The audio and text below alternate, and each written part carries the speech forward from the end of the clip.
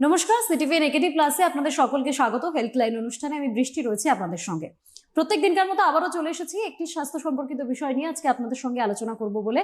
আর প্রত্যেক দিনের মতোই আজকেও আমার সঙ্গে একজন এক্সপার্ট রয়েছেন, তার থেকেই আমরা সমস্তটা জেনে নেব। তবে প্রথমে বিষয়টা বলি। আজকে আমাদের আলোচনার বিষয়বস্তু হচ্ছে অ্যালার্জি। অ্যালার্জি এমন একটা বিষয় যেটা যে কোনো কিছু থেকেই যে কোনো কারোর হতে পারে। কারোর সিজনাল অ্যালার্জি হয়, কারোর ফুড অ্যালার্জি থাকে, এরকম বিভিন্ন জিনিস হতে পারে। কিন্তু আমরা অনেক সময় এরকম সময় আসে যে আমরা আইডেন্টিফাই করতে পারি না যে আমাদের আদৌ অ্যালার্জি আছে কিনা, আর থাকলে সেটা কোন লেভেলে আছে বা তার চিকিৎসা কি আছে। হয়তো একজন ব্যক্তি তার 30-40 বছর বয়স হয়ে গিয়েছে, জানতেই পারেনি যে তার অ্যালার্জি রয়েছে, কিন্তু তার স্পেসিফিক কোনো একটা খাবার খেলে কিছুটা সমস্যা হচ্ছে, কিন্তু সে জানেই না যে তার ওটাকে অ্যালার্জি বলা হচ্ছে। আর সেই অ্যালার্জির একটা বেসিক ট্রিটমেন্ট আছে, সেই ট্রিটমেন্টটা করলে সে সুস্থ হতে পারে, আর সেই খাবারটা সে নির্দ্বিধায় খেতে পারে। সেই সমস্তটা নিয়েই, যেহেতু আমরা অর্ধেক সময় বুঝতেই পারি না অ্যালার্জি হয়েছে, সেই সমস্তটা নিয়েই আজকে আমরা আলোচনা করব। আমার সঙ্গে আজকে যিনি রয়েছেন, ডক্টর চন্দ্রানী চ্যাটার্জি আমার সঙ্গে রয়েছেন। তার ডেজিগনেশনটা আমার বলা উচিত MBBS MD চেস্ট মেডিসিন। অনেক স্বাগত ম্যাম। স্বাগত। আমি শুরুতেই যেটা বললাম, অ্যালার্জি এমন একটা বিষয়ে অর্ধেক সময় মানুষ বুঝতেও পারেন না যে ওটা অ্যালার্জি হচ্ছে তার। সে হয়তো দিনের পর দিন সেটাকে পারসিউ করে যাচ্ছে। সেটা যে কোনো কিছু হতে পারে, কুয়াশা থেকে হতে পারে, অনেকের বিভিন্ন ফুড থেকে অ্যালার্জি হতে পারে। সে ওই খাবারটা খেয়ে যাচ্ছে, কিন্তু তার কিছু সমস্যা হচ্ছে। সে হয়তো ভাবছে আচ্ছা আমি এটা খেলে এই সমস্যাটা তো হচ্ছে, আর খাবো না। কিন্তু তার যে একটা বেসিক ট্রিটমেন্ট আছে, কেন এই বিষয়টা হচ্ছে সেটা বুঝেই উঠতে পারে না তারা। এই যে অ্যালার্জি, মানুষ অনেক সময় এমনিও ব্যবহার করে যে আমার অ্যালার্জি আছে, কিন্তু কিসে অ্যালার্জি, কিভাবে অ্যালার্জি, তারা কিছুই জেনে উঠতে পারেন না। এই অ্যালার্জিটা কি? অ্যালার্জি বলতে একটা ইমিউন সিস্টেমের একটা ফেনোমেনন। এটাতে যেটা হয় যে আমাদের বডি, মানে যে ইমিউন সিস্টেম যেটা আছে সেটা আমাদের কিছু কিছু সাবস্টেন্স আছে সেটার বিরুদ্ধে বেশি ইমিউন সিস্টেমটা আর কি বেশি রিয়াক্ট করে যায়। তো এই যে বেশি ওভার যে হাইপার স্টিমুলেশনটা হচ্ছে, ওভার রিয়াকশনটা হচ্ছে, সেটাই হচ্ছে অ্যাকচুয়ালি অ্যালার্জি।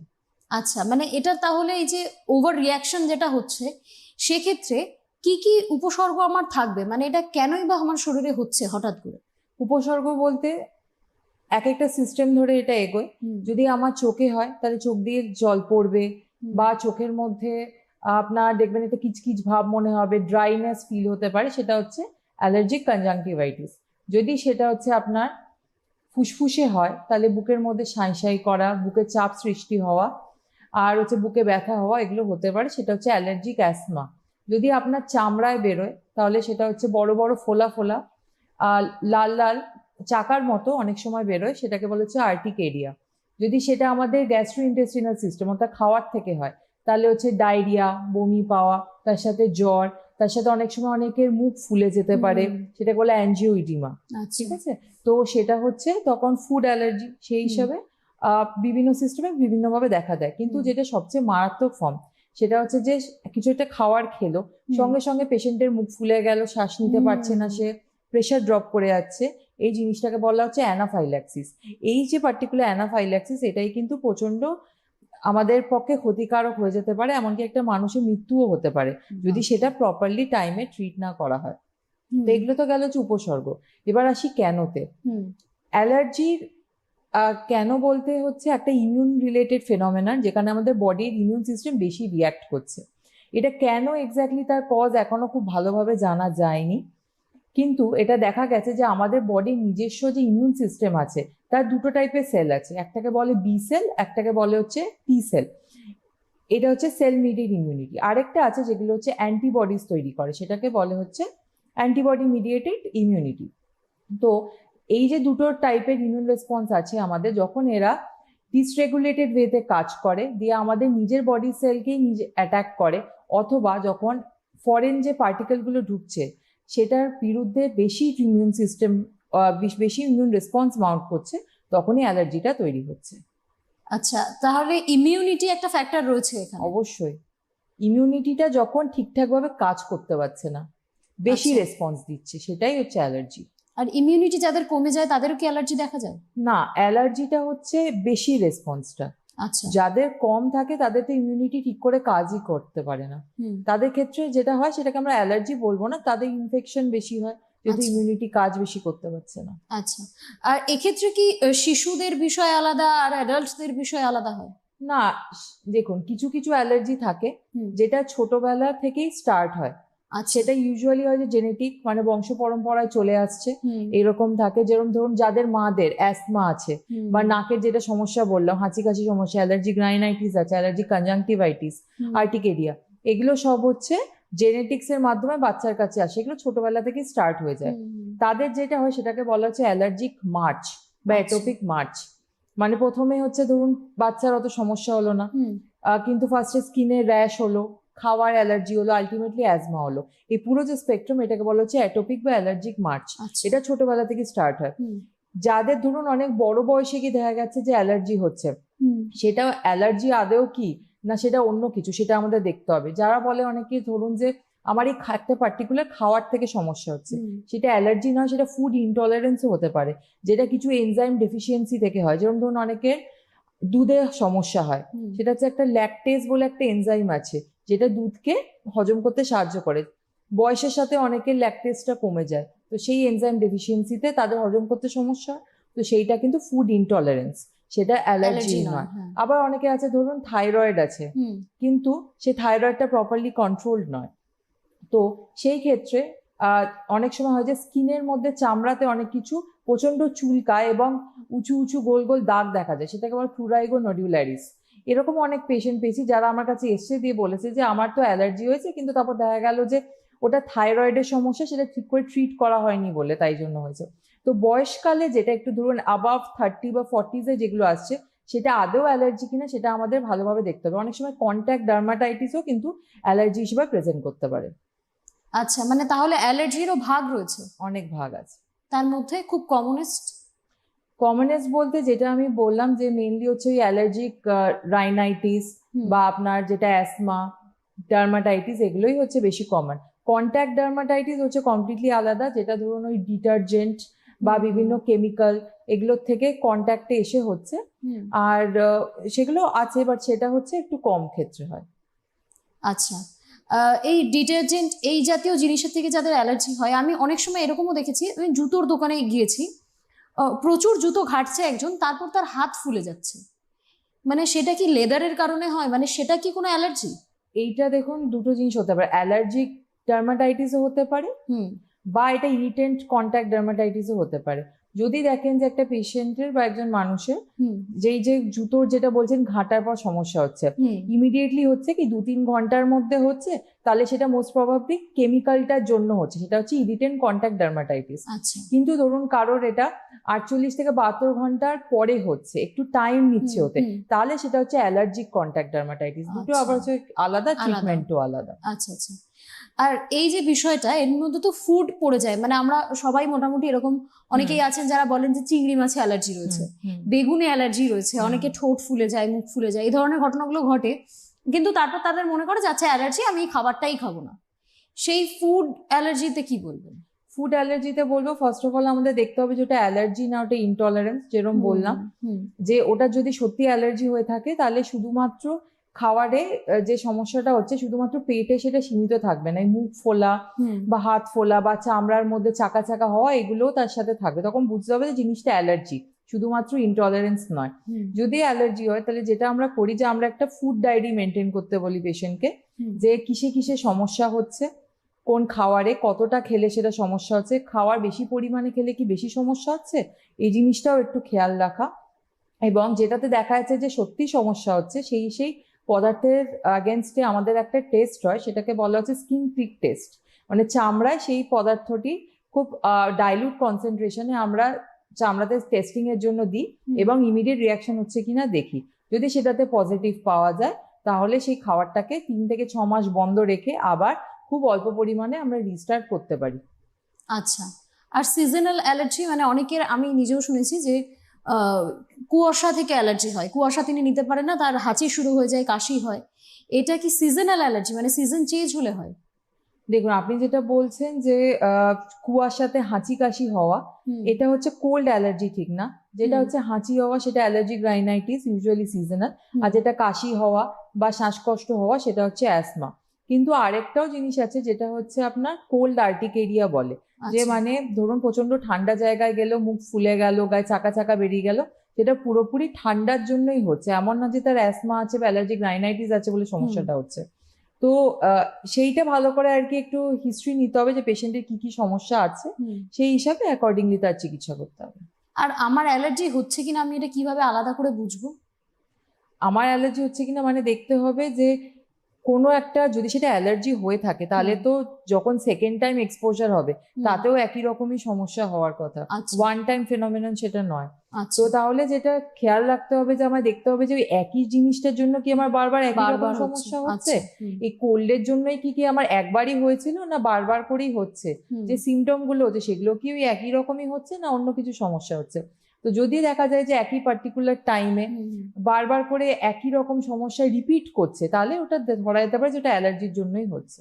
আর কেউ ভাবছে যে আচ্ছা আমার অ্যালার্জি হয়েছে, তারপর সেই পেশেন্ট আপনাদের কাছে আসছে, আপনারা স্পেসিফিক করেন কিভাবে, মানে কোনো টেস্ট কি রয়েছে এতে? হ্যাঁ অবশ্যই, যেটা আপনাকে বললাম যে একটা টেস্ট আছে যেটাকে বলা হচ্ছে স্কিন প্রিক টেস্ট, যেটা দিয়ে আমরা সমস্ত টেস্টিং করি। মানে ফার্স্টে পেশেন্টের থেকে ভালো করে হিস্ট্রি নেওয়া যে ওনার কিসে কিসে সমস্যা হচ্ছে।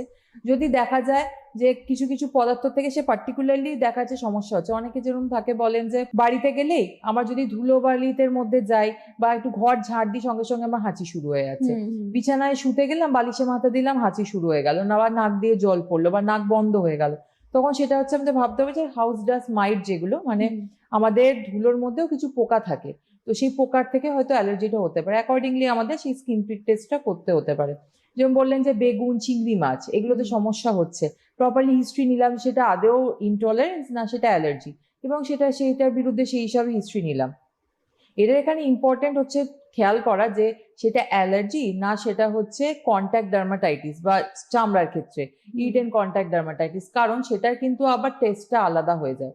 যদি সেটা অ্যালার্জি হয়ে থাকে তাহলে আমরা যেরকম বললাম স্কিন প্রিক টেস্ট, মানে চামড়ায় আমরা খুব অল্প সাবস্টেন্স পরিমাণে দিয়ে 15-20 মিনিট পর রিডিং নেব যে সেটার বিরুদ্ধে প্রবলেম হচ্ছে কিনা। কিন্তু সেটা যদি কন্ট্যাক্ট ডার্মাটাইটিস হয়ে থাকে অ্যালার্জিক পার্টিকুলারলি, সেটা তো 48 to 72 আওয়ার্স লাগে সেই অ্যালার্জিটা প্রকাশ হতে। তো সেই জন্য সেই ক্ষেত্রে তখন প্যাচ টেস্টিং করা হয়, মানে 48 থেকে 72 ঘন্টা একটা সাবস্টেন্স যেমন নিকেল, অনেকে নিকেলের থেকে এই সমস্যাটা হয়, দিয়ে সেই জায়গাটা ভালো করে আমরা একটা গজ দিয়ে বন্ধ করে রেখে 72 ঘন্টা পর রিডিংটা নিলাম, দিয়ে দেখলাম সেটাতে অ্যাকচুয়াল প্রবলেম হচ্ছে কিনা। সো অ্যাকর্ডিং ভালো করে আর কি হিস্ট্রি নিয়ে পেশেন্টের কি কি সমস্যা হচ্ছে সেটা বুঝে তার যেটা সমস্যাটা হচ্ছে সেটার বিরুদ্ধে অ্যাডিকুয়েট যে টেস্টিং সেটা করে আমরা তখন বাকিটা আর কি দেখতে পারবো যে কি সমস্যা হচ্ছে। আরো এখন বলতে গেলে যে আরো এখন অনেকটা অ্যাডভান্সড হয়ে গেছে আমাদের সায়েন্স, দিয়ে এখন একটা নতুন টেস্ট এসছে সেটাকে বলছে কম্পোনেন্ট রিজলভ ডায়াগনস্টিক্স। খুব যদি আমি সোজা ভাষায় বলি, আমাদের যে স্কিন প্রিক টেস্টটা করা হচ্ছে, ধরুন আপনার ডিমে অ্যালার্জি আছে, ডিমের তো অনেক ভাগ আছে, একটা সাদা অংশ আছে, তারপর তার কুসুমও আছে, এবার প্রতিটা সাদা অংশ কুসুমে তারও অনেকগুলো অ্যান্টিজেন আছে। তো ধরুন কারোর ডিমে অ্যালার্জি এলো, এটা তো হতেই পারে যে তার হয়তো কুসুমে অ্যালার্জিটা আছে সাদা অংশে নেই, বা সাদা অংশে আছে কুসুমে নেই। তো সিআরডি কি করে, মানে কম্পোনেন্ট রিজলভ ডায়াগনস্টিক্স, ডিমের প্রতিটা যে কম্পোনেন্ট সেটার আলাদা আলাদা করে টেস্টিং করে যে আপনার সাদা অংশে আছে না কুসুমে আছে। ধরুন বেরোলো যে সাদা অংশে আছে, তাহলে আপনার যদি কুসুমটা খুব প্রিয় হয় আপনার কুসুম তো বাদ দেওয়ার দরকার নেই, আপনি মাঝে মাঝে কুসুমটা খেতেই পারেন। তো সিআরডি করলে আমরা যেটা অ্যালার্জিটা কোথায় হচ্ছে এবং কতটা হচ্ছে সেটা একদম পিন পয়েন্ট করে বলে দিতে পারি। তো এটা এখন নতুন একটা আপডেট এসছে। আর এই মানে চিকিৎসা বিজ্ঞানে এই ধরনের আবিষ্কারগুলো মানুষকে অনেক বেশি সহজ করে দিচ্ছে, তাদের চিকিৎসা, তাদেরকে সুস্থ থাকার পথ অনেক বেশি ইজি করে দিচ্ছে। মানে আমি এত সহজে যদি আমার টেস্টটা হতে পারে, ওয়াই নট, এরকম একটা বিষয়। আর তার জন্য তো এক্সপার্টরা রয়েছেন সাজেস্ট করার জন্য। আর এরপরে আমি চিকিৎসাতেই আসছি। আমাদের মডার্ন সায়েন্স এখন প্রচুর রকম টেস্ট যেমন নতুন বেরিয়েছে, নিশ্চয়ই চিকিৎসাও বেরিয়েছে। এক একটা ভাগের চিকিৎসা তো নিশ্চয়ই আলাদা আলাদা। অ্যালার্জি অ্যাজ সাচ চিকিৎসা বলতে একসাথেই ওটা করা হয়, মানে ধরুন যিনি মানে এক একটা সিস্টেমের এক একজন স্পেশালিস্ট আছে, নাকের জন্য নাক কান গলার ডাক্তার ইএনটি, ফুসফুসের জন্য অ্যাসমার চিকিৎসক, মানে যেমন আমি চেস্ট মেডিসিন স্পেশালিস্ট এরকম আছে, কিন্তু অ্যালার্জি যারা চিকিৎসা করেন পুরোটা একসাথেই মোরালেস চিকিৎসা করেন। আচ্ছা, আর এই যে বিষয়টা ধরুন এই কারোর সিজনাল অ্যালার্জি হচ্ছে, কারোর ফুড অ্যালার্জি হচ্ছে, সেই অনুযায়ী কি ট্রিটমেন্ট প্রসেস বদলে যায়? না, ট্রিটমেন্ট প্রসেস বলতে আপনার এখন হচ্ছে ইমিউনোথেরাপি বেরিয়েছে যেটা এই অ্যালার্জিটাকে অ্যাড্রেস করে। দুটো টাইপের আছে, একটা হচ্ছে সাবকিউটেনিয়াস, যেটা হচ্ছে চামড়ার তলায় দিতে হয়, খুবই অল্প পরিমাণে ইনজেকশন, ধরুন 0.05 ml থেকে আমরা স্টার্ট করি, এভরি উইকলি ওটা দিতে হয়। গ্র্যাজুয়ালি যদি সেটা ভালো টলারেট করে তাহলে সেই ডোজটা বাড়ানো হয় এবং 3 থেকে 5 বছর সেটা চলে। ডিপেন্ড করছে পেশেন্ট কতটা ভালো রেসপন্ড করছে তার উপর, সেটা এক্সাক্ট পিরিয়ডটা তারপর বোঝা যায়। আরেকটা আছে সাবলিঙ্গুয়াল ইমিউনোথেরাপি, যেটা হচ্ছে জিভের তলায় রেখে ইমিউনোথেরাপিটা দেওয়া যায়। বাট সাবলিঙ্গুয়াল ইমিউনোথেরাপি নিয়ে এখনো অনেক গবেষণা চলছে, সেটা ফুললি স্ট্যান্ডার্ডাইজ হয়নি বলে আমরা সাবকিউটেনিয়াস ইমিউনোথেরাপিটাই আপাতত দিচ্ছি। আচ্ছা, এই সাবকিউটেনিয়াস বা সাবলিঙ্গুয়াল যেটাই বলেন ইমিউনোথেরাপি, সেটা বেশি ভালো কাজ করে অ্যালার্জিক রাইনাইটিস, অর্থাৎ নাকের সমস্যা এবং ফুসফুসের অ্যাজমা। কিন্তু যেটা আপনার আর্টিকেরিয়া মানে চামড়ার যে অ্যালার্জি, সেটার বিরুদ্ধে এখনো অত ভালো কাজ করে না। তো সেটা নিয়েও আরো অনেক রিসার্চ চলছে। আর একটা আছে মানে চিকিৎসা, সেটাকে বলা হচ্ছে হিস্টাগ্লোব। মানে আমাদের যে ইমিউন সেলগুলো আছে সেটা যখন ধরুন আইজি মিডিয়েটেড হচ্ছে সমস্ত অ্যালার্জি গুলো হয়, টাইপ 1 হাইপার সেন্সিটিভ রিয়াকশন বলে এটাকে। যখন সেই আইজিটা একটা সেলে গিয়ে লাগছে, মাস সেল, সেটা থেকে রিলিজ হয় হিস্টামিন। এই হিস্টামিনের জন্যই সমস্ত ফিচার গুলো যেগুলো আমরা দেখতে পারি, সিমটম গুলো হয়। তো এই হিস্টামিনকে যদি আমরা ব্লক করতে পারি তাহলেই সিমটম গুলো কমে যাবে। হিস্টাগ্লোব বলে একটা ইনজেকশন আছে যেটা এই হিস্টামিনটাকে ব্লক করে, তাহলে কি হয় যে সিমটম গুলো অনেকটা কমে যায়।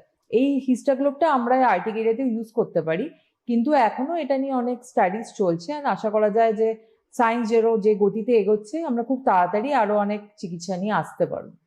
একদমই, মানে সেটা মানুষের জন্য অনেক বেশি উপকার হবে, অবশ্যই। আরো যদি অ্যাডভান্স ট্রিটমেন্ট বেরোয় অ্যালার্জির ক্ষেত্রে। এরপরে আমি যদি একটু স্টেরয়েডের দিকে যাই, আমি নিজেও শুনেছি যে স্টেরয়েড নাকি ব্যবহার করা হয়, কিন্তু আবার এটাও জানি যে স্টেরয়েড তো শরীরের জন্য বা আমাদের শরীরের বিভিন্ন হরমোনসের জন্য ক্ষতিকারকও হয়। সেক্ষেত্রে স্টেরয়েডের কি ভূমিকা থাকে অ্যালার্জিতে? দেখুন, ফার্স্টে যদি অ্যালার্জিটা খুব কম মাত্রায় হয় তাহলে আমরা অ্যান্টিহিস্টামিনিক, মানে যেটা বললাম যে হিস্টামিন যেটা মেন সব সিমটম গুলো তৈরি করে, সেই হিস্টামিনের বিরুদ্ধে আমরা অ্যান্টিহিস্টামিনিক দিয়ে সেটা আমরা প্রথমে দেখি। যে তারপর যদি দেখি যে না, পেশেন্ট তাতেও রেসপন্ড করছে না, তখন হচ্ছে আমরা দেখি যে লাংসেও ইনভলভমেন্ট আছে কিনা। যদি থাকে তাহলে আমরা মন্টেলিউকাস দিয়ে একটু চেষ্টা করতে পারি। কিন্তু যদি দেখি যে এগুলো দিয়েও খুব বেশি কিছু লাভ হচ্ছে না, পেশেন্টের অ্যালার্জিটা প্রচন্ডই বেশি, তার ইমিডিয়েটলি তার যে ইমিউন রেসপন্সটা বেশি হচ্ছে, ইমিডিয়েটলি কমানোর দরকার, তখন আমরা একটা শর্ট কোর্স স্টেরয়েড দিয়ে রাখি পেশেন্টকে। এটা ক্ষতিকারক নয়, এটা পেশেন্টের যে ইমিউন রেসপন্সটা বেশি হচ্ছে, কারণ অ্যালার্জি তো যেটা বললাম যে ওভার অ্যাক্টিভ ইমিউন সিস্টেমের জন্য, সেই ইমিউন সিস্টেমকে কন্ট্রোলে আনতে টেম্পোরারি একটা শর্ট কোর্স স্টেরয়েড দেওয়া হয়। হ্যাঁ, স্টেরয়েডের নিজস্ব সাইড এফেক্ট এবং সমস্যা আছে, বাট সেটা শর্ট কোর্স, মানে কম টাইমে দিলে যেটা বেনিফিট হচ্ছে ভার্সেস যে রিস্ক, সেইটাকে আমরা যদি মাথায় রাখি তাহলে স্টেরয়েডটা ডেফিনেটলি বেনিফিশিয়াল এবং পেশেন্টের সুবিধার্থেই দেওয়া, অত সমস্যা হবে না। আচ্ছা, মানে আপনারা নিশ্চিন্তে ডক্টর স্টেরয়েড দিলে আপনারা সেগুলো নিতে পারেন, ভয়ের এখানে অবশ্যই। কোনো বিষয় নেই, কারণ সে আপনার ডোজেস গুলো জেনেই আপনাকে সেগুলো সাজেস্ট করছেন। আর এবার আসছি তাহলে বিভিন্ন থেরাপির ক্ষেত্রে, অ্যালার্জির যে বিভিন্ন থেরাপি সেগুলো কি কি? থেরাপি বলতে মেইনলি আপনার যেটা অ্যালার্জিক রাইনাইটিস এবং অ্যাসমা, তার জন্য সাবলিঙ্গুয়াল বা সাবকিউটেনিয়াস ইমিউনোথেরাপি। আর্টিকেরিয়ার ক্ষেত্রে মানে যেটা চামড়ায় অ্যালার্জি, সেটার জন্য ইমিউনোথেরাপি ভালো কাজ করে না, আমরা হিস্টাগ্লোব দিয়ে ট্রাই করতে পারি। এবং আমরা পেশেন্টকে বলবো যে যে জিনিসের থেকে দেখা যাচ্ছে যে ওনার আর্টিকেরিয়া অর্থাৎ চামড়া অ্যালার্জি সমস্যা হচ্ছে, সেগুলো থেকে যতটা অ্যাভয়েড করা যায় ততটা অ্যাভয়েডেন্সটা হচ্ছে করাটা বেটার। আর হচ্ছে অ্যান্টিহিস্টামিনিক নেওয়া, কারণ হিস্টামিনই হচ্ছে main cause of the symptoms. আচ্ছা, এটা ছাড়া হচ্ছে যদি ফুড অ্যালার্জিতে আসি, ফুড অ্যালার্জিতে ভালো ইমিউনোথেরাপি কাজ করে না। তো একটা ফুড ডায়েরি মেনটেন করা, যে কিসে কিসে সমস্যা হচ্ছে, দেখা যে আদেও সেটা ফুড অ্যালার্জি না, সেটা ফুড ইনটলারেন্স, এবং অ্যাকর্ডিংলি ট্রিট করা। আমাদের এই ক্ষেত্রে আমি একটা কথা বলবো যে আমাদের বডিতে যখন ওভার অ্যাক্টিভ ইমিউন সিস্টেম হয়, শুধুমাত্র যে অ্যালার্জি হয় সেটা নয়, অটো ইমিউন ডিজিজ হয়, যেখানে বডির নিজের ইমিউন সিস্টেম নিজের বডিকে অ্যাটাক করে। তো সেরকম একটা কেসে মানে ফুড অ্যালার্জির সাথে গুলিয়ে ফেলে অনেকে, সেটাকে বলা হচ্ছে সিলিয়াক ডিজিজ, যেখানে আমরা বিট জাতীয় জিনিসগুলো হজম করতে পারি না। তো আদেও সেটা অ্যালার্জি, ইনটলারেন্স না সিলিয়াক ডিজিজ বা আমাদের পেটের অন্য কোনো রকম অটো ইমিউন ডিজিজ, সেটাও কিন্তু ভালো করে ইভ্যালুয়েট করে নেওয়া দরকার কোনো চিকিৎসা পদ্ধতির দিকে এগোনোর আগে। আর এই যে পুরো ট্রিটমেন্ট প্রসেসটা চলবে, থেরাপি চলবে বা স্টেরয়েড চলবে, আরো বিভিন্ন ওরাল মেডিকেশন তো রয়েছে, সেগুলো কতটা মানে পার্শ্ব প্রতিক্রিয়া দিতে পারে? দেখুন, যার প্রতিক্রিয়া আছে তার কিছুটা পার্শ্ব প্রতিক্রিয়া থাকবেই, কারণ কোনো কিছুই 100% স্পেসিফিক হয় না। কিন্তু আমরা যখনই কোনো ওষুধ দিচ্ছি তার রিস্ক বেনিফিট রেশিও দেখেই তো দেওয়া হচ্ছে।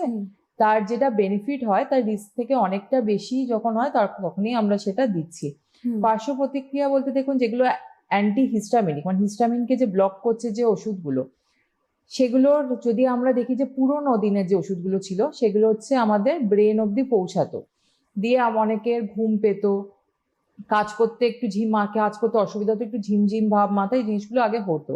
কিন্তু এখন যত সায়েন্স এগোচ্ছে তত নতুন নতুন মলিকিউলও ডিসকভার হচ্ছে, নতুন মলিকিউলগুলোয় কিন্তু এই সমস্যাটি অতটা হয় না। আচ্ছা, এই যে এই পুরো ট্রিটমেন্ট প্রসেস চললো, কিন্তু এমন কেউ ধরুন যার হয়তো প্রথমে অ্যালার্জি নেই, কিন্তু তার হঠাৎ করে এই অ্যালার্জির বিভিন্ন সিমটমস গুলো আসছে, তৎক্ষণাৎ সে কি করবে? কারণ ধরুন সে কর্মক্ষেত্রে রয়েছে, তার 10 ঘন্টা 12 ঘন্টা শিফট, সে তখন অসুস্থ হচ্ছে, ইমিডিয়েট বেসিসে কি করণীয়? যদি পেশেন্ট জানেন যে ওনার একটা অ্যালার্জির সমস্যা থাকে, অবশ্যই একটা অ্যান্টিহিস্টামিনিক ট্যাবলেট তার কাছে রেখে দেওয়া ভালো। আরেকটাও জিনিস, যে ফুড অ্যালার্জির ক্ষেত্রে একটা টার্ম আসে, সেটাকে বলা হচ্ছে অ্যানাফাইল্যাক্সিস। মানে ধরুন, আর শুধু সেটা ফুড বলে না, ড্রাগ অ্যালার্জির ক্ষেত্রেও তাই।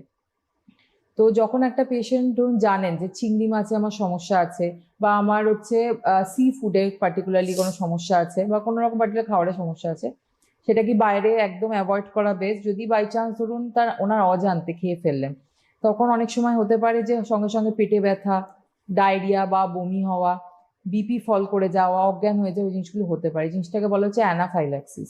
তো এই অ্যানাফাইল্যাক্সিসে একটা পেশেন্টের মৃত্যুও হতে পারে। তো সেই ক্ষেত্রে ইমিডিয়েটলি একটা পেশেন্টকে আশেপাশে যে হসপিটাল আছে ওনাকে নিয়ে যাওয়া।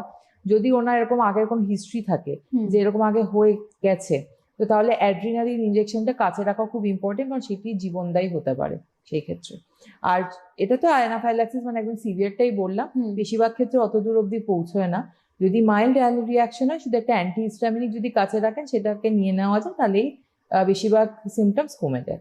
আচ্ছা, এই অ্যালার্জি কোন পর্যায় পর্যন্ত ভয়ঙ্কর হতে পারে আমি সেটা জানতে চাইছি, কারণ কারো ধরুন ট্রিটমেন্ট চলার পরেও সেটা খুব মানে ক্রনিক একটা বিষয়ের রূপ নিল, সেক্ষেত্রে কি মানে কি হবে শেষ পর্যন্ত?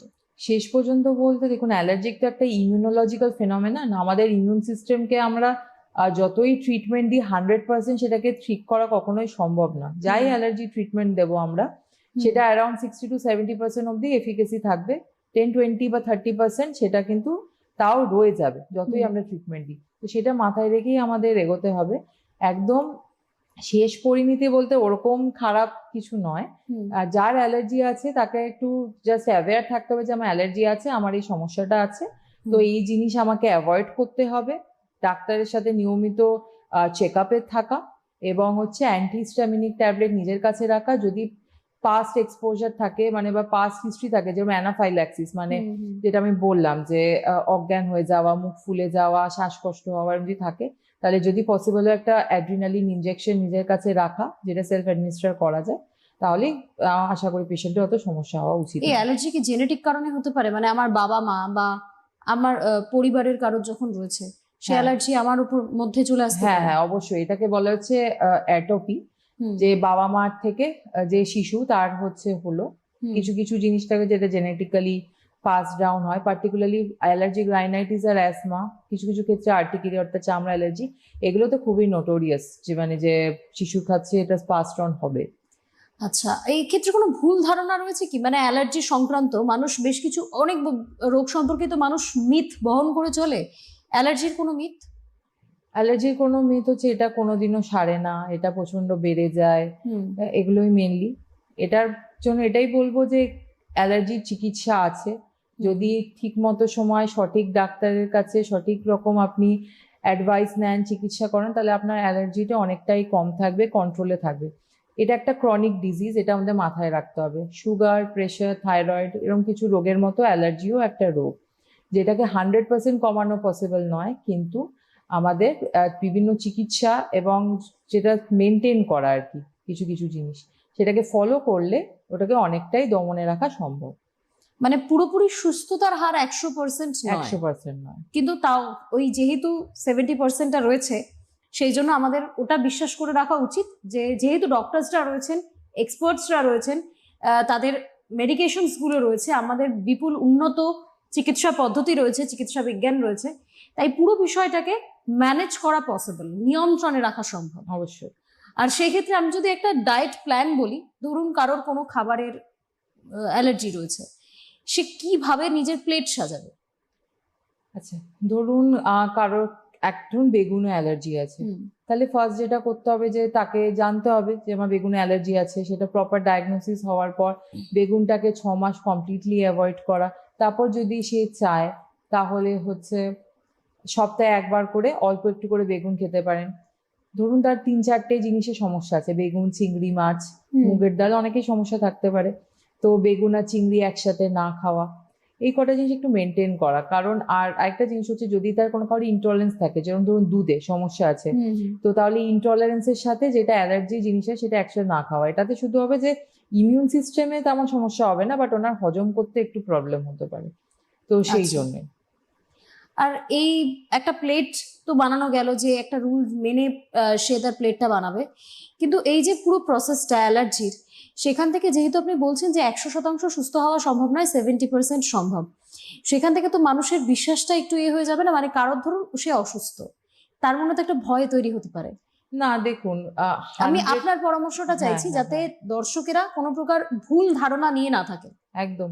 আমাদের জেনারেল পপুলেশনে অ্যালার্জির যা প্রিভ্যালেন্স, মানে এত বেশি অ্যালার্জি আছে সবার মধ্যে, তার মধ্যে 70%টা কিন্তু একটা খুবই বড় নাম্বার।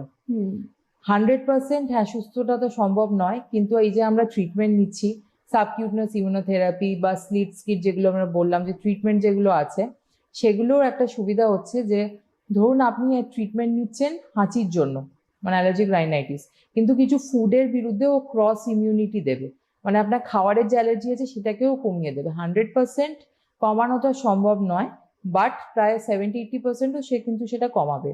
তো এই যে 70 বা 60 বা 80% যে নাম্বারটা, এটাও কিন্তু একটা অনেকটাই বড় নাম্বার, এবং এটাই কিন্তু আপনাকে সুস্থতার দিকে নিয়ে যাবে। তো এটা নিয়ে একদম ভয় পাওয়ার কিছু নেই। অন্য কোনো ক্রনিক ডিজিজের মতো অ্যালার্জিও একটা রোগ, এবং সেটাকে নিয়ন্ত্রণে রাখা সম্ভব। একদমই। তাহলে এক্সপার্ট যখন বললেন, আশা করছি আমাদের আজকের এই অনুষ্ঠান আপনাদেরকে যথেষ্ট পরিমাণে তথ্য দিতে পারলাম। আমরা একজন এক্সপার্টের থেকে অ্যালার্জি সম্পর্কিত বিভিন্ন তথ্য আমরা নিলাম। অ্যালার্জি 100% হয়তো সুস্থতার হার নেই, কিন্তু 70% আছে, আর 70% আমাদের পপুলেশনে, যেমন ম্যাম বললেন, যে অনেকটা বড় নাম্বার। তাই নিজে সুস্থ থাকুন, ভালো থাকুন, এক্সপার্ট যা বলবেন সেই মতো কাজ করে চলুন, তাহলেই দেখবেন সঠিক ট্রিটমেন্ট হলে আপনি নিজেও সুস্থ থাকছেন, ভালো থাকছেন। আর আপনার আশেপাশে কারোর যদি অ্যালার্জি হয়ে থাকে, তাহলে তাকেও সচেতন করুন, যেন ওই অ্যালার্জি হয়েছে ছোট্ট বিষয় এভাবে বিষয়টাকে এড়িয়ে না যান। তারাও যেন ডাক্তারের কাছে যান, যথেষ্ট পরিমাণে ট্রিটমেন্ট নেন, তাহলেই সুস্থ থাকা সম্ভব। আজকের জন্য আমাদের অনুষ্ঠান এই পর্যন্ত। আপনাদের সকলকে অনেক ধন্যবাদ। নমস্কার ম্যাম। নমস্কার।